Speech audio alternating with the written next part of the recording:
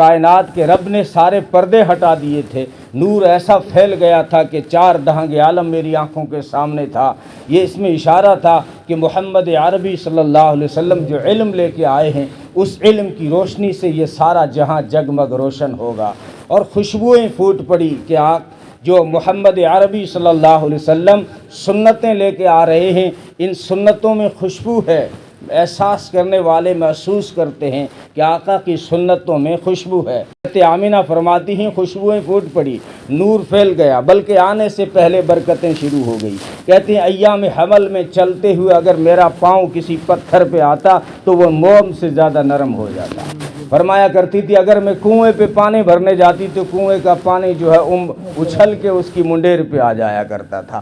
میں کسی درخت کے پاس سے گزرتی یا کسی پتھر کے پاس سے گزرتی، کسی پہاڑ کے دامن سے گزرتی تو وہاں سے آواز آتی تھی آمینہ مبارک ہو، تو سارے نبیوں کے سردار کی امی ہے۔ یہ مجھے صدائیں سنا دے۔ فرماتی میرے وجود سے خوشبو آتی تھی، میرے وجود سے خوشبو آتی تھی، جہاں میں تھوکتی تھی وہاں خوشبو آتی تھی۔ تو یہ برکتیں پہلے سے شروع ہو گئی، نور پہلے سے شروع ہو گیا۔ ایک روایت نقل کی ہے مولانا تھانوی نے کہ دنیا کو بنائے جانے سے جو ہے کئی ہزار سال پہلے نبی نے فرمایا میں اپنے پروردگار کے دربار میں ایک نور تھا، نور تھا۔ صحابہ نے پوچھا متا وجبت لکن نبوہ، بالکل صحیح روایت ہے۔ بعض لوگ جو ہے تھوڑی سی بھی اگر ضعیف ہوتی ہے تو روایت سننے کو گوارا نہیں کرتے۔ یہ حدیث بالکل مضبوط ہے۔ صحابہ نے پوچھا، ابو ہریرہ نے پوچھا، ارباد بن ساریہ نے پوچھا متا وجبت لکن نبوہ، آپ کو نبوت کب ملی، آپ نبی کب بنائے گئے؟ فرمایا کنت نبیا و آدم بین الروح والجسد، ابھی آدم کا پتلا بھی نہیں بنا تھا اس وقت میری نبوت کا اعلان ہو چکا تھا۔ آدم ابھی مٹی اور گارے کے بیچ میں تھے، اس وقت میری نبوت کا اعلان ہو چکا تھا۔ تو یہ اللہ تبارک و تعالیٰ نے ایسا حسین جو ہے ہمارے حصے میں لگایا، ایسا حسین کہ دیکھنے والے کہتے ہیں آمینہ حلیمہ دودھ پلانے والی ہے، وہ کہتی ہیں ما کننا نحتاج الی السراج من یوم اخذناہ، جس دن وہ میرے گھر آ گئے ان کے گھر آنے کے بعد کبھی مجھے گھر میں دیا لگانے کی ضرورت نہیں پڑی، بلکہ ان کے چہرے کی چمک سے میرا گھر جگمگ روشن ہو جاتا تھا۔ یہ فرمایا، یہ حضرت حلیمہ فرمایا کرتی تھی۔ اور میمونہ بنت کردم ایک صحابیہ ہیں، وہ فرماتی ہیں کہ میرے مزاج میں شرم و حیا تھا، میں نے کبھی نبی کا چہرہ جی بھر کے نہیں دیکھا، ہمیشہ میری نگاہیں جھکی رہتی تھی۔ ایک مرتبہ میری نگاہ نبی کے پاؤں کے انگلیوں پہ پڑی تو میں نے کہا دنیا والو جس کے پاؤں کی انگلی اتنی حسین ہے ان کا چہرہ کتنا خوبصورت ہوگا۔ حضرت عائشہ سے پوچھا گیا، فرمایا کرتی تھی جب میرے آقا جو ہے میرے آقا کا چہرہ کالی زلفوں کے بیچ میں یوں نظر آتا تھا جیسے کالی گھٹاؤں کے بیچ میں 14ویں کا چاند چمک رہا ہو۔ فرمایا کرتی تھی جب میرے آقا چہرے سے زلفیں ہٹاتے تھے تو یوں لگتا تھا کہ بادل کی اوٹ سے 14ویں کا چاند باہر آ گیا ہو۔ تو ربی بنت معوذ نے فرمایا امی یوں نہ کہو کہ چاند جو ہے بادل سے باہر آ گیا، یوں کہو نا کہ سورج طلوع ہو رہا ہے۔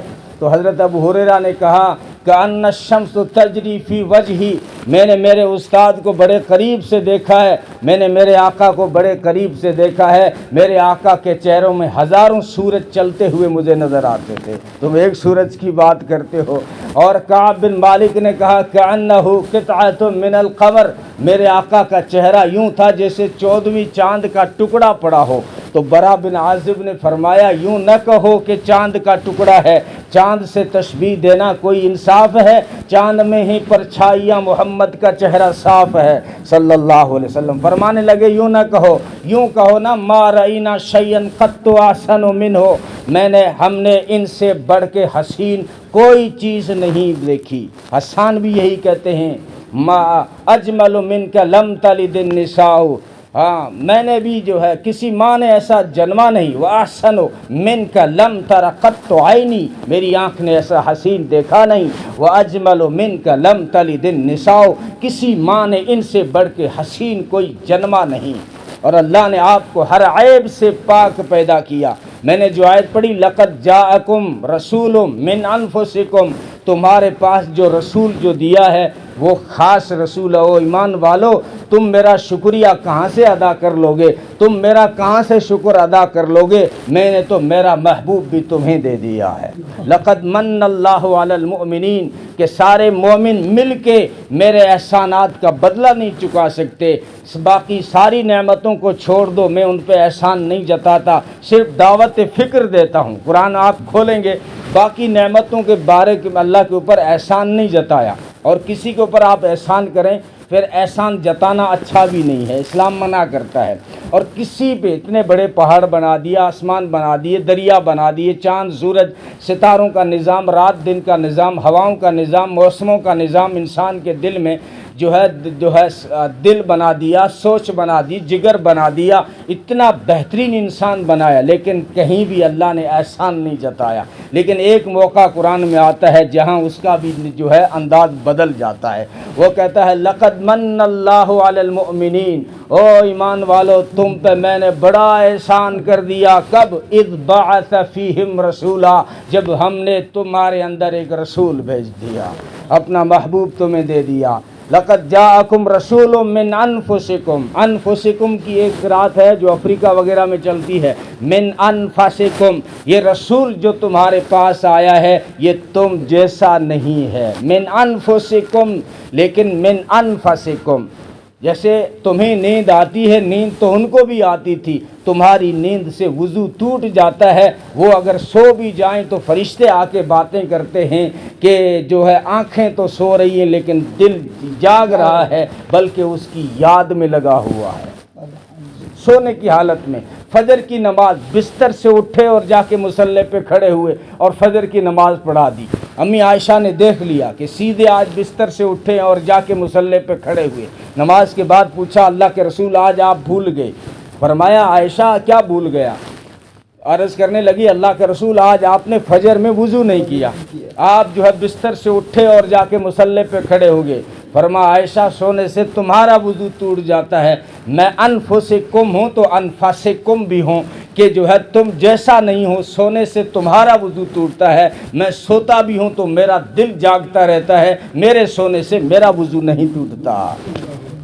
تم ہم میں سے کون دعویٰ کر سکتا ہے اور کس کی ہمت ہے جو کہہ دے کہ وہ ہم جیسا؟ کس کی ہمت ہے؟ اگر ہم تھوک دیں تو لوگ کہیں پرے ہٹنے تو جوتے پڑیں گے، بدبو آ رہی ہے، وہ تھوک دیں تو خوشبو کے پھوارے پھوٹ پڑے۔ ہاں اگر جو ہے تجھے اور مجھے پسینہ آئے تو لوگ کہتے ہیں بڑی بدبو آتی ہے، اگر انہیں پسینہ آئے تو لوگ کہتے ہیں بڑی خوشبو آتی ہے، بڑی خوشبو آتی ہے۔ عورتیں مدینے کی پوچھتی تھی ام سلیم سے، کیونکہ ام سلیم کے پاس ایک خوشبو تھی جو مدینے میں کسی کے پاس نہیں تھی، تو جب مدینے میں کسی کی شادی ہوتی تو عورتیں ام سلیم کے پاس جاتی اور کہتی تیرے پاس جو خوشبو ہے وہ ہمیں دو کہ ہم اپنی جو ہے دلہنیا کو لگائیں، اور ام سلیم ذرا بتا یہ خوشبو لاتی کہاں سے ہے؟ کہنے لگی دنیا کی کسی دکان میں نہیں ملے گی، یہ خوشبو محمد عربی کے پسینے کی خوشبو ہے۔ کہ گرمی کا موسم تھا اور دوپہر کو میرے گھر میں آرام کر رہے تھے تو میری نگاہ پڑی نبی کی پیشانی پہ، پسینے کے قطرے یوں امڈ آئے جیسے تھالی میں موتی سجے ہوئے ہوں یا آسمان کے دامن میں ستارے سجے ہوئے ہوں۔ میں نے فوراً ایک سیسی اٹھائی اور ان قطروں کو سیسی میں بند کر دیا۔ وہ دن تھا اور آج کا دن ہے، میں صرف سیسی کا ڈھکن کھولتی ہوں تو گھر خوشبو سے معطر ہو جاتا ہے۔ یہ جو ہے خوشبو ہیں، یہ برکتیں جن کے جو ہے پسینے میں اتنی خوشبو ہے، ان کی سنتوں میں، ان کے طریقے میں کتنی خوشبو ہے، کوئی محسوس کر سکتا ہے؟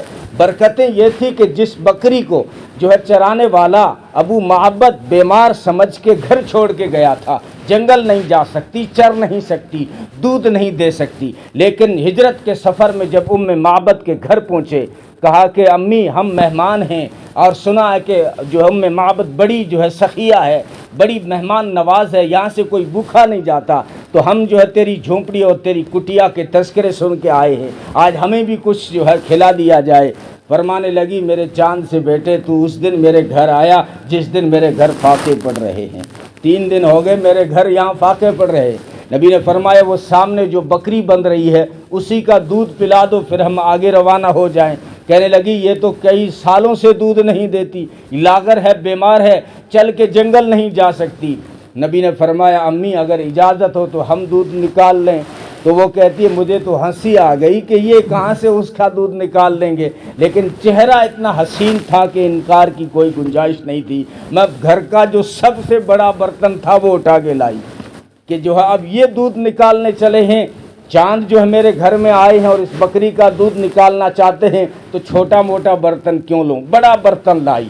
اور نبی پاک صلی اللہ علیہ وسلم نے صرف بکری کی پشت پہ ہاتھ رکھا ہے اور اس کے تھن یوں لبریز ہو گئے، اور ابو بکر نے دودھ نکالا تو یوں جو ہے دودھ کی دھاریں بہنے لگی جیسے ساون کے مہینے میں بادلوں نے اپنا منہ کھول دیا ہو۔